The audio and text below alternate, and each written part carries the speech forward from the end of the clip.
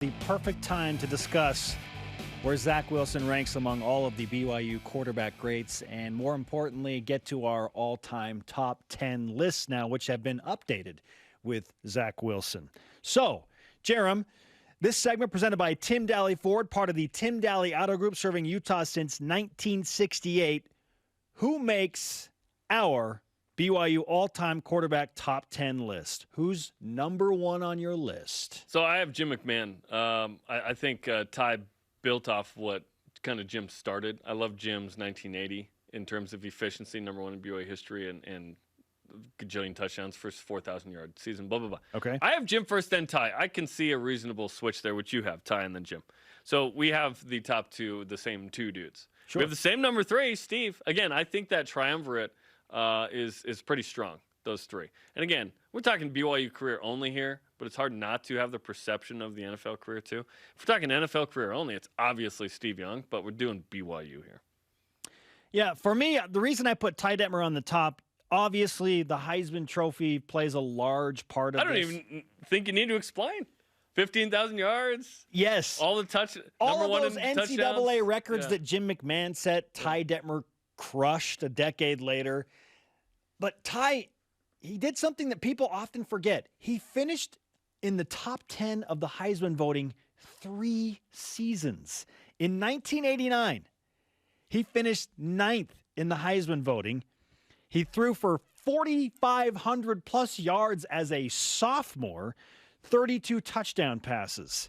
And that was good enough to get him in the top 10. That really launched him into 1990. So when BYU crushed UTEP to open up and then beat Miami, it was like, okay, this kid is the real deal. And he was like a hair over 6 feet tall, 175 pounds, and was just a warrior on the field. Oh, my cup has been full for a while on Ty. Right. No, you don't have to justify Ty as the top. Again, I have Jim first, but I have Ty second. Okay, yeah. So I got Ty and then Jim, and then, as you said, Steve number 3. Yeah. Okay, number 4 and 5, we already talked about this. Zach and Robbie. Okay, so I've got Robbie. QB Factory is Brazilian soccer players.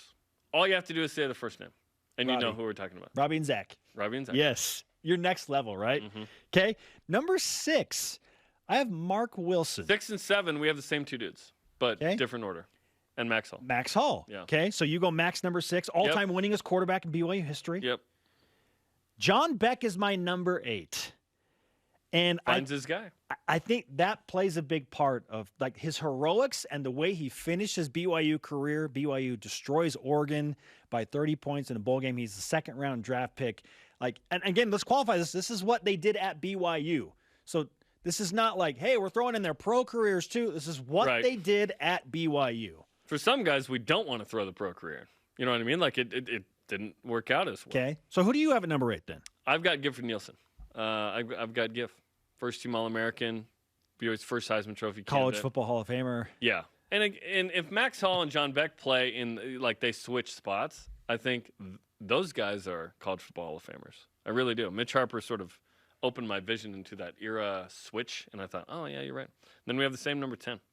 Taysom Hill. Taysom Hill. Like Riley said, uniquely situated in who he is and what he did. Running for, what was it? 2,500 yards or whatever. If Taysom Hill is fully healthy all 4 years, do you know what he is? He's probably number 2 total offense, and he's probably number 1 rushing in BYU history. And he probably finds himself in New York at a Heisman Trophy finalist presentation. 2014, if they go undefeated, there's a chance. Yeah. There's a chance. Finalist means you're top 3 or 4. Sure. So maybe.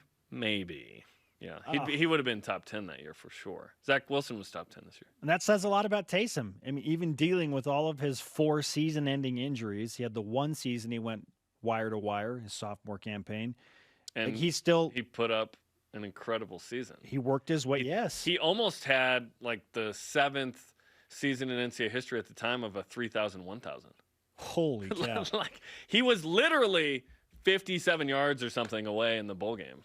He works his way into the top 10 because of that just unique skill set. He is the Swiss Army knife. So athletic. He's the most athletic quarterback that BYU probably will ever have. Yeah.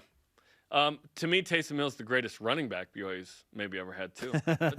like he's a quarterback. I know, I kid, but like as a runner, I think it goes Luke. Like Taysom Hill was bigger than Luke.